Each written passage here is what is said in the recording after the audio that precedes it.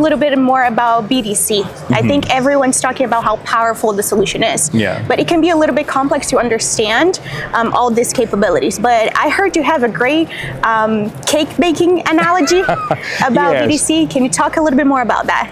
So, if you look at BDC, it's a collection of multiple applications, but the question comes, why do you want to implement BDC? What is the problem BDC is solving? So I heard that cake analogy and I really liked it.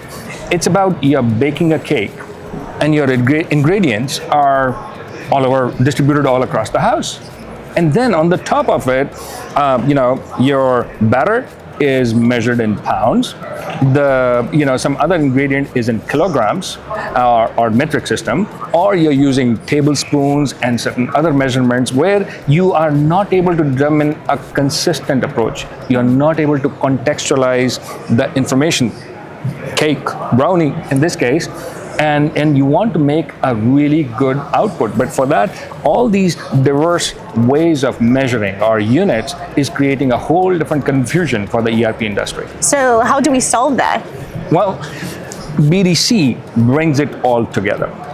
If you look, SAP can capture and contextualize all the data that is in the SAP ERP applications, whether it is from the core SAP ERP or from Concur, Ariba, SuccessFactors, Fieldglass, and then extending it to even the non-SAP applications.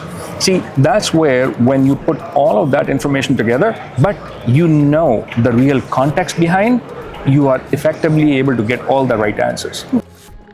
Yeah, and I think with BDC we can bake a really nice cake. Yeah, that'll be coming back to the cake. Yeah.